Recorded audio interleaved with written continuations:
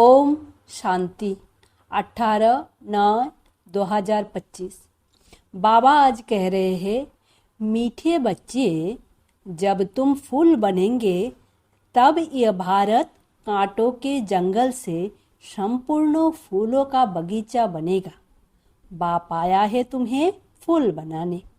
प्रश्न है, मंदिर लायक बनने के लिए किन बातों पर विशेष ध्यान देना है?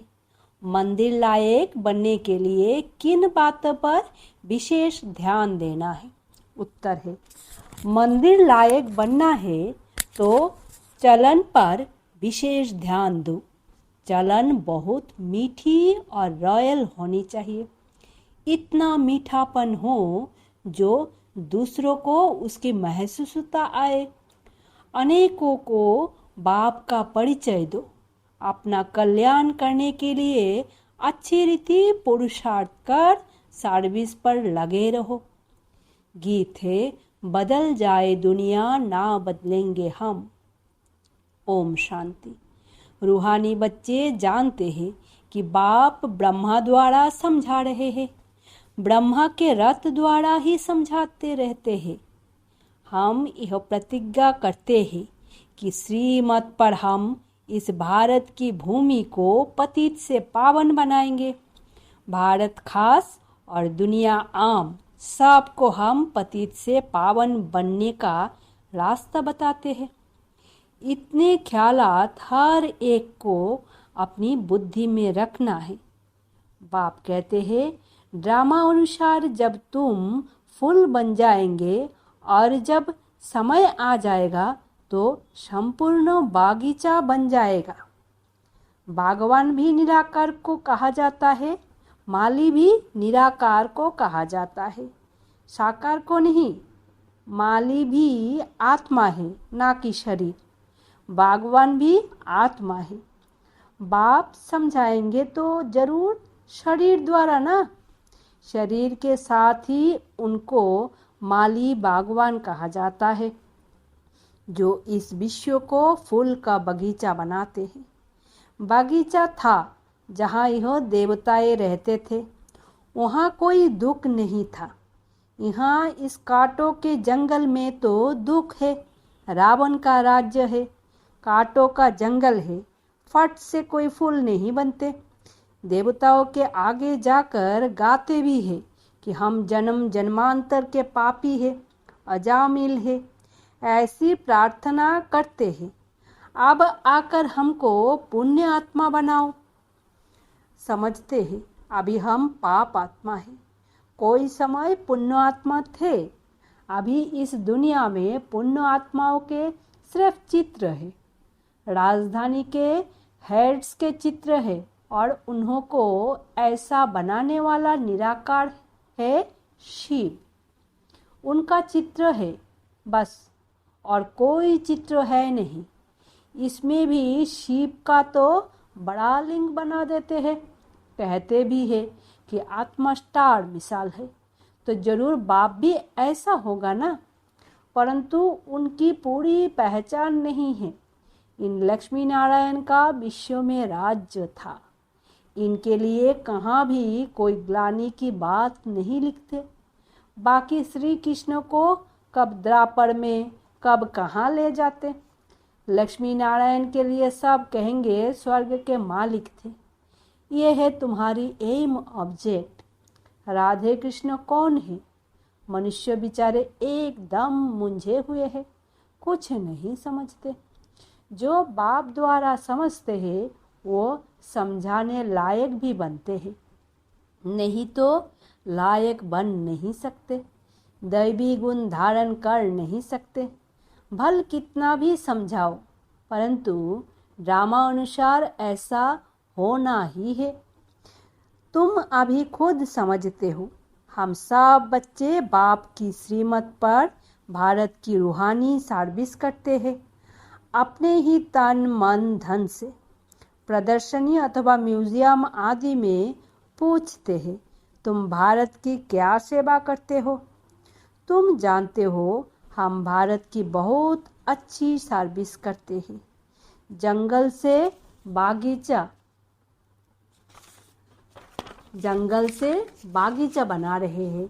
सतयुग है गार्डन। यह है कांटों का जंगल, एक दो को दुख देते रहते हैं। यह तुम अच्छी रीति समझा सकते हो। लक्ष्मी नारायण का चित्र भी बहुत अच्छा बनाना चाहिए। मंदिरों में बहुत खूबसूरत चित्र बनाते हैं। कहाँ घोड़ा कहाँ सांवरा चित्र बनाते, उनका क्या राज है यह भी समझते नहीं। तुम बच्चों को अभी यह सारा ज्ञान है। बाप कहते हैं मैं आकर सबको मंदिर लायक बनाता हूँ, परंतु सब मंदिर लायक नहीं बनते हैं।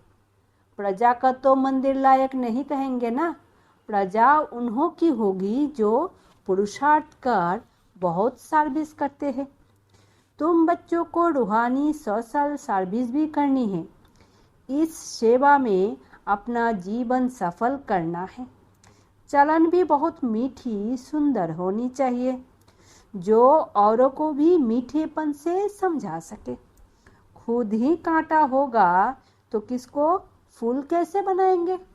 उनका तीर पूरा लगेगा नहीं। बाप को याद नहीं करते होंगे तो तीर कैसे लगेगा? अपने कल्याण के लिए अच्छी रीति पुरुषार्थ कर सर्विस में लगे रहो। बाप भी सर्विस पर है ना, तुम बच्चे भी दिन रात सर्विस पर रहो। दूसरी बात समझाते हैं, शिव जयंती पर बहुत बच्चे तारे भेज देते हैं। उनमें भी ऐसे लिखत लिखने चाहिए जो वो तारे किसको भी दिखाए तो समझ जाए। आगे के लिए क्या करना है उसका पुरुषार्थ किया जाता है। सेमिनार भी इसीलिए करते हैं कि क्या क्या सर्विस करें जो बहुतों को बाप का परिचय मिले। तारे तारे ढेर रखी है, इनसे बहुत काम ले सकते हो। एड्रेस डालते हैं शिव बाबा केयर ऑफ ब्रह्मा। प्रजापिता ब्रह्मा भी है, वो रूहानी पिता, वो जिस्मानी। उनसे जिस्मानी रचना रची जाती है। बाप है मनुष्य सृष्टि का रचना। कैसे रचना रचते हैं यह दुनिया भर में कोई नहीं जानते। बाप ब्रह्मा द्वारा अब नई रचना रच रहे हैं। ब्राह्मण है चोटी। पहले पहले ब्राह्मण जरूर चाहिए। विराट रूप की है यह चोटी। ब्राह्मण देवता क्षत्रिय वैश्य शूद्र। पहले शूद्र तो नहीं हो सकते। बाप ब्रह्मा द्वारा ब्राह्मण रचते हैं। शूद्र कैसे और किससे द्वारा रचेंगे? तुम बच्चे जानते हो कैसे नई रचना रचते हैं। यह एडॉप्शन है बाप की। कल्प कल्प बाप आकर शूद्रों से ब्राह्मण बनाते हैं, फिर ब्राह्मण से देवता बनाते हैं। ब्राह्मणों की सर्विस बहुत ऊंची है। वो ब्राह्मण लोग खुद ही पवित्र नहीं हैं तो दूसरे को पवित्र कैसे बनाएंगे? कोई भी ब्राह्मण सन्यासी को कभी राखी नहीं बंधेंगे। वो कहेंगे हम तो है ही पवित्र। तुम अपना मुंह देखो। तुम बच्चे भी कोई से राखी नहीं बंधवा सकते। दुनिया में तो सब एक दो को बांधते हैं। बहन भाई को बांधती है। यह रिवाज अभी निकला है। अभी तुम शूद्रों से ब्राह्मण बनने के लिए पुरुषार्थ करते हो। समझाना पड़ता है। मेल फीमेल दोनों पवित्रता की प्रतिज्ञा करते हैं। दोनों बता सकते हैं कि हम कैसे बाप की सीमत से पवित्र रहते हैं। अंत तक इस काम विकार पर जीत रहे तो पवित्र जगत का मालिक बनेंगे। पवित्र दुनिया सतयुग को कहा जाता है, सो अब स्थापन हो रही है। तुम सब पवित्र हो। विकार में गिरने वाले को राखी बांध सकते हो। प्रतिज्ञा कर और फिर पतित बने तो कहेंगे तुम राखी बंधवाने आए थे, फिर क्या हुआ? कहेंगे माया से हार खा ली। ये है युद्ध का मैदान। विकार बड़ा दुश्मन है। इन पर जीत पाने से ही जगत जीत अर्थात राजा रानी बनना है। प्रजा को जगत जीत नहीं कहेंगे। मेहनत तो राजा रानी करते हैं ना, कहते भी है हम तो लक्ष्मी नारायण बनेंगे। लक्ष्मी नारायण के बाद उनके तख्त पर जीत उनके बच्चे की होती है। वो लक्ष्मी नारायण फिर दूसरे जन्मों में नीच चले जाएंगे। भिन्नो नाम रूप से बच्चे को गद्दी मिलती है तो उच्च नंबर गिना जाएगा। पुनर्जन्म तो लेते हैं ना, बच्चा तख्त पर बैठेगा तो वो सेकंड ग्रेड हो जाएगा, ऊपर वाला नीचे, नीचे वाला ऊपर आ जाएगा। तो अब बच्चों को ऐसा ऊंच बनना है तो सर्विस में लग जाना चाहिए। पवित्र होना भी बहुत जरूरी है। बाप कहते हैं मैं पवित्र दुनिया बनाता हूँ। अच्छा पुरुषार्थ थोड़े करते हैं, पवित्र तो सारी दुनिया बन जाती है। तुम्हारे लिए स्वर्ग की स्थापना करते हैं। यह ड्रामा अनुसार होना ही है। यह खेल बना हुआ है। तुम पवित्र बन जाते हो, फिर विनाश शुरू हो जाता है। सतयुग की स्थापना हो जाती है। ड्रामा को तो तुम समझ सकते हो। सतयुग में था देवताओं का राज्य, अभी नहीं है, फिर होना है। तुम हो रूहानी मिलिट्री। तुम 5 विकारों पर जीत पाने से जगत जीत बनने वाले हो। जन्म जन्मांतर के पाप कटने लिए बाबा युक्तियाँ बताते हैं। बाप एक ही बार आकर युक्ति बताते हैं। जब तक राजधानी स्थापन ना हो जाए तब तक विनाश नहीं होगा। तुम बहुत गुप्त वॉरियर्स हो। सतयुग होना ही है कलयुग के बाद, फिर सतयुग में कभी लड़ाई होती नहीं। तुम बच्चे जानते हो सब आत्माएं जो भी पार्ट बजाती है वह सब नूंधा हुआ है। जैसे कठपुतलियाँ होती है ना, ऐसे नाचती रहती है। ये भी ड्रामा है। हर एक का इस ड्रामा में पार्ट है। पार्ट बजाते बजाते तुम तमो प्रधान बने हो, फिर अब ऊपर जाते हो, सतो प्रधान बनते हो। नॉलेज तो सेकंड की है।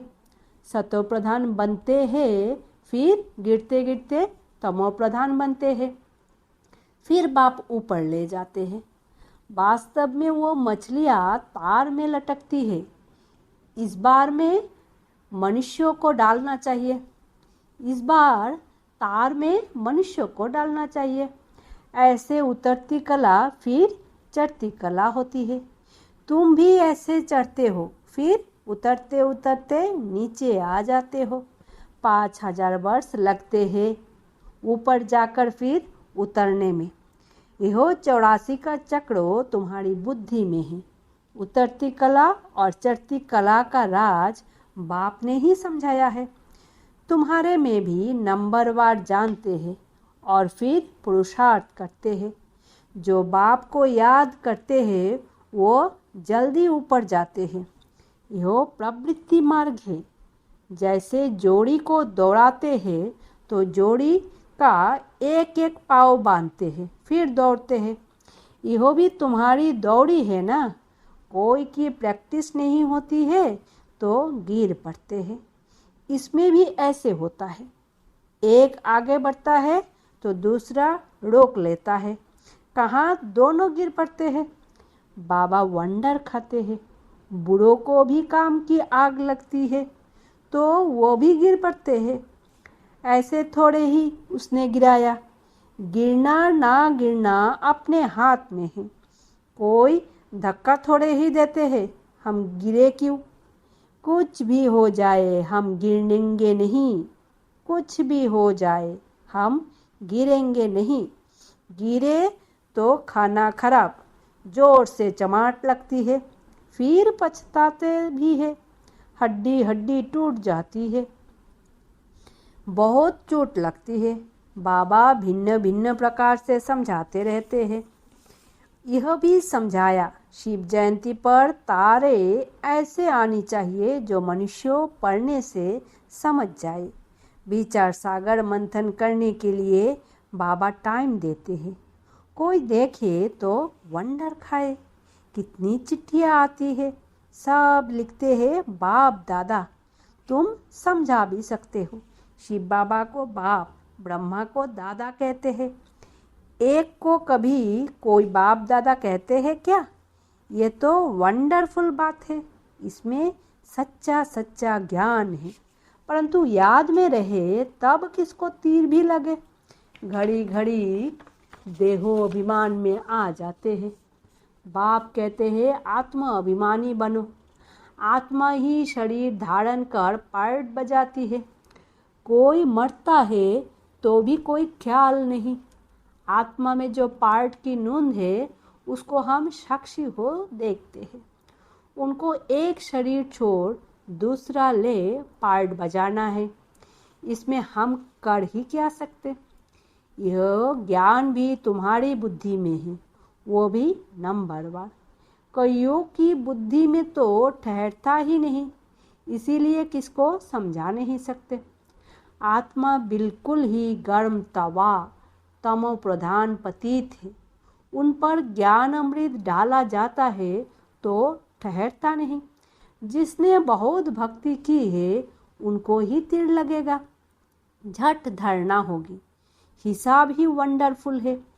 पहले नंबर में पावन, वही फिर पतित बनते हैं। यह भी कितनी समझने की बातें होती है। कोई की तकदीर में नहीं है तो पढ़ाई को छोड़ देते हैं। अगर छोटेपन से ही नॉलेज में लग जाए तो धारणा होती जाएगी। समझेंगे इसने बहुत भक्ति की हुई है, बहुत होशियार हो जाए, क्योंकि ऑर्गन्स बड़े होने से फिर समझ भी जास्ती आती है। जिस्मानी रूहानी दोनों तरफ अटेंशन देने से फिर वो असर निकल जाता है। यह है ईश्वरीय पढ़ाई। फर्क है ना? परंतु जब वो लगन भी लगे ना। अच्छा, मीठे मीठे सिकेला दे बच्चों प्रति माता पिता बाप दादा का याद प्यार और गुड मॉर्निंग। रूहानी बाप की रूहानी बच्चों को नमस्ते। हम रूहानी बच्चों की रूहानी माता पिता बाप दादा को याद प्यार, गुड मॉर्निंग और नमस्ते। धारणा के लिए मुख्य सार, रूहानी मिलिट्री बन 5 विकारों पर जीत पानी है। पवित्र जरूर बनना है। श्रीमत पर भारत को पावन बनाने की सेवा करनी है। दूसरी, इस बेहद नाटक में हर पार्ट आत्मा अभिमानी होकर बजाना है। कभी भी देहो अभिमान में नहीं आना है। साक्षी होकर हर एक एक्टर का पार्ट देखना है। वरदान है, सदा खुशी व मौज की स्थिति में रहने वाले कंबाइंड स्वरूप के अनुभवी भवो। बाप दादा बच्चों को सदा कहते हैं, बच्चे बाप को हाथ में हाथ देकर चलो, अकेले नहीं चलो। अकेले चलने से कभी बोर हो जाएंगे, कभी किसकी नज़र भी पड़ जाएगी। बाप के साथ कंबाइंड हूँ, इस स्वरूप का अनुभव करते रहो तो कभी भी माया की नज़र नहीं पड़ेगी। और साथ का अनुभव होने के कारण खुशी से मौज से खाते चलते मौज मनाते रहेंगे। धोखा व दुख देने वाले संबंधों में फंसने से भी बच जाएंगे। स्लोगन है, योग रूपी कवच पहनकर रखो तो माया रूपी दुश्मन का बार नहीं लगेगा। अव्यक्त इशारे, अब लगन की अग्नि को प्रज्वलित कर योग का ज्वाला रूप बनाओ। जैसे दुखी आत्माओं के मन में यह आवाज शुरू हुआ है कि अब विनाश हो, ऐसे ही आप विश्व कल्याणकारी आत्माओं के मन में यह संकल्प उत्पन्न हो कि अब जल्दी ही सर्वों का कल्याण हो, तब ही समाप्ति होगी। विनाशकारियों को कल्याणकारी आत्माओं के संकल्प का इशारा चाहिए। इसीलिए अपने एवर रेडी बनने के पावरफुल संकल्प से ज्वाला रूप योग द्वारा विनाश ज्वाला को तेज करो। ओम शांति। शुक्रिया बाबा।